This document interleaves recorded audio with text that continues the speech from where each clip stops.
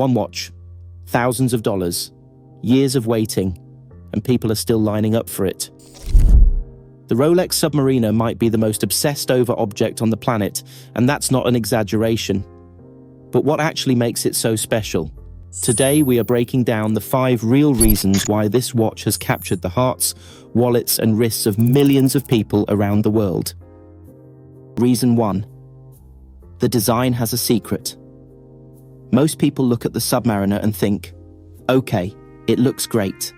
Clean dial, bold hands, rotating bezel. Stylish.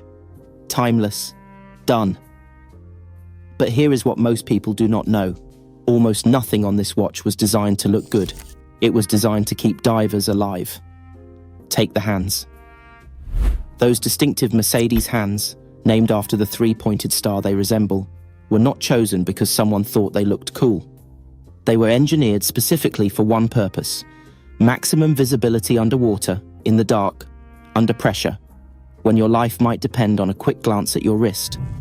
The large, lume-filled plots on the dial serve the exact same function. Every marker, every line, every detail was built for a diver who needed to read the time in a split second. And speaking of lume, this is where things get genuinely shocking. The earliest submariners used radium to make the hands and markers glow. Radium, active, the same substance that was making factory workers seriously ill in the 1920s. Early owners were literally wearing radioactive material on their wrists every day. Rolex eventually moved to tritium in the 1960s, safer but still mildly radioactive and prone to fading over time. It was not until 2008 that Rolex introduced chromalite, the long-lasting blue glow material used today. From radioactive to refined, that is quite a journey for a watch dial. Then there is the bezel, a key safety device. That iconic rotating ring around the dial is not just decorative. A diver sets it to track how long they have been underwater. And here is the genius part.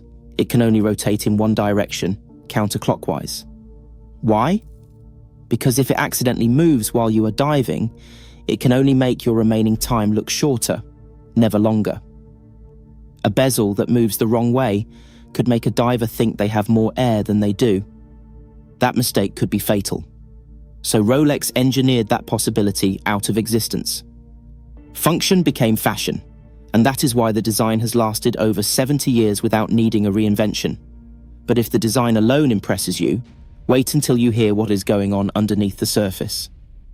Because the way this watch is built is almost unreasonable. Rolex doesn't just make watches. They make everything that goes into their watches.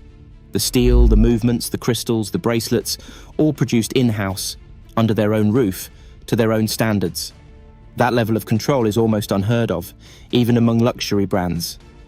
Start with the steel. Most watchmakers use 300CXL stainless steel, which is already considered high quality.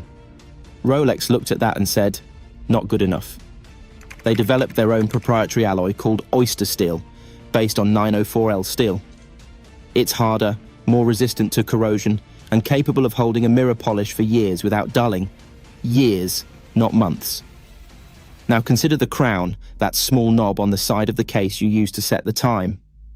On a modern Submariner, it features what Rolex calls the trip lock system. 3 separate sealed zones, stacked inside the crown, creating redundant layers of waterproof protection. Here is the part that sounds almost excessive. Even if the crown is partially unscrewed, the watch is still protected. Rolex engineered a backup for the backup. That is not just quality control, that is a philosophy. And then there is a detail that almost nobody talks about, the big crown. Early Submariners, references like 6200 and the legendary 6538, had crowns that were noticeably oversized, around 8mm wide. For years, people assumed it was just an aesthetic choice from a different era. It was not. Those large crowns existed because the watch was being used by real divers wearing thick neoprene gloves underwater. A standard crown would have been nearly impossible to grip and turn, so Rolex made it bigger. When automatic winding mechanisms improved and divers no longer needed to manually adjust the crown mid-dive, the crown shrank. The design followed the function, and then became a collector obsession in its own right. Vintage Big Crown. Submariners today sell for eye-watering amounts of money. A detail born from practicality became a symbol of authenticity. So we have a design built around survival and a construction built around obsession. But here is where the story shifts, because the next reason has nothing to do with engineering and everything to do with culture. Reason 3. The cultural pull is almost unfair. In 1962, a relatively unknown film called Dr. No was released. Sean Connery played a British spy named James Bond, and on his wrist, almost by accident, was a Rolex Submariner, reference 6538. Almost by accident. Because here is the part most people do not know. The production had a tight budget. Connery's Submariner was not a carefully negotiated product placement deal. It was simply the watch he happened to be wearing. That accidental detail, a real watch on a real wrist, gave the Submariner something no marketing campaign could manufacture. It felt genuine, and it made the watch synonymous with a character who was capable, dangerous, and effortlessly cool. The obsession only grew from there, but Bond alone does not explain it. In the 1970s, the British Ministry of Defence commissioned approximately 1,000 submariners for its divers and special forces, known today as the Milsub. These were not standard retail watches. They were modified to military specifications, with fixed lug bars for extra durability, sword-shaped hands for enhanced visibility, and specific bezel inserts. The British military chose Rolex over domestic competitors, including Omega, because the Submariner simply outperformed everything else in reliability testing. When a government trusts a watch with the lives of its soldiers, that is not marketing. That is proof. Then there is the community. Owning a Submariner connects you to something larger than a watch. Forums, collectors groups, YouTube rabbit holes, heated debates about dial variants. There is an entire world of passionate people who speak this language fluently. It is the if you know effect, and it is one of the most powerful forces in luxury. Now, if you are enjoying this deep dive so far, and clearly you are because you are still here, hitting that subscribe button would be just as satisfying as finally getting a Submariner from an authorized dealer. Almost. Because speaking of authorized dealers, what happens next in this story is where things get genuinely wild. Reason 4. The hunt is part of the obsession. Here's a fact that sounds completely made up. You can walk into an official Rolex dealer, ask to buy a Submariner, have the money ready, and still be told no. Not because they do not like you. Not because you have done anything wrong. Simply because there is not one available. And there might not be one available for the next 2 to 5 years. Rolex produces around 1 million watches per year across all their models. That sounds like a lot, until you realize how many people on this planet want a Submariner specifically. Demand crushes supply, and Rolex does not run sales, does not discount, and does not publicly acknowledge waiting lists. They simply make the watches and let the world figure out the rest. The result? A secondary market that operates like a financial exchange. A steel Submariner with a retail price of around $10,000 regularly sells on the grey market for $15,000. $18,000, or beyond, depending on the reference, the condition, and the timing. Consider this. A no-date Submariner, reference 114060, bought in 2012 for around $7,000 now resells for over $10,000.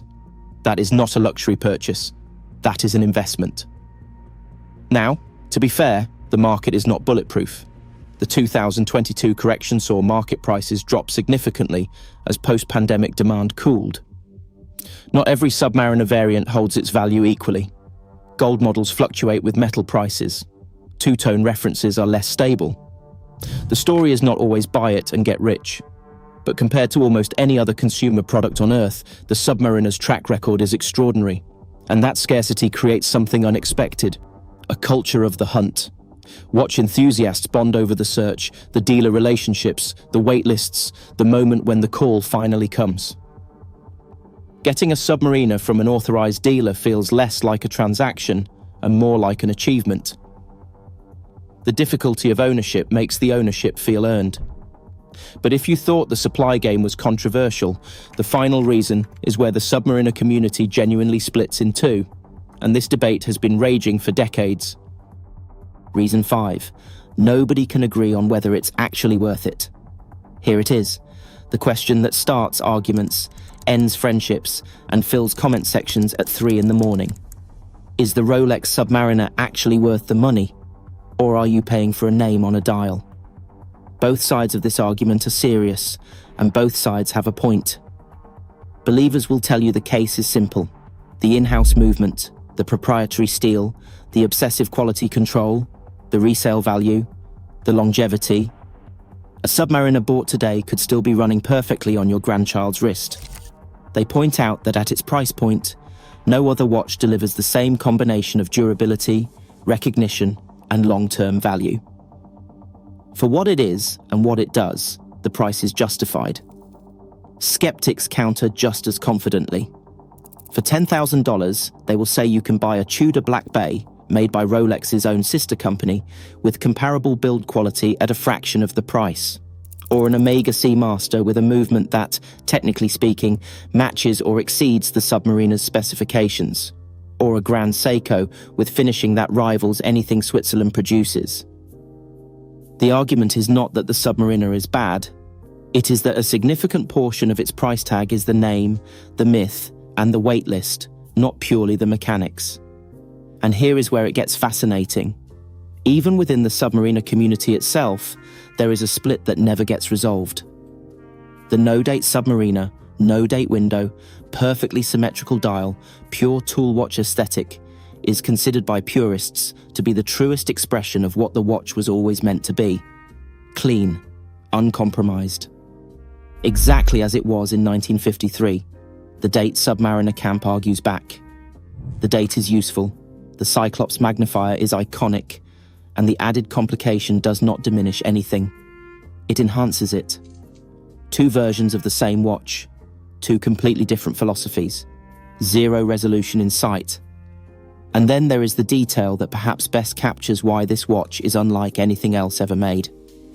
On vintage Submariners with aluminum bezel inserts, used before ceramic bezels became standard in 2010, years of ultraviolet exposure, salt water, and daily wear caused the black color to slowly fade. Not to nothing, but to a ghostly, unique, unrepeatable shade of grey-blue. Collectors call it the ghost bezel, and they pay serious premiums for it. Think about that. People pay more for a watch that is visibly, measurably worn, because that wear tells a story. It means the watch lived, it went places, it did things. A ceramic bezel will look the same in 50 years as it does today. A ghost bezel is one of a kind. That is not a specification. That is a soul. So, timeless design built around survival, construction that borders on obsessive, cultural status that was partly accidental, a supply game that turns buyers into hunters, and a debate that nobody wins. 5 reasons. 0 simple answers. That's the Rolex Submariner. If this breakdown changed how you see this watch or made you want one even more, we will see you in the next one.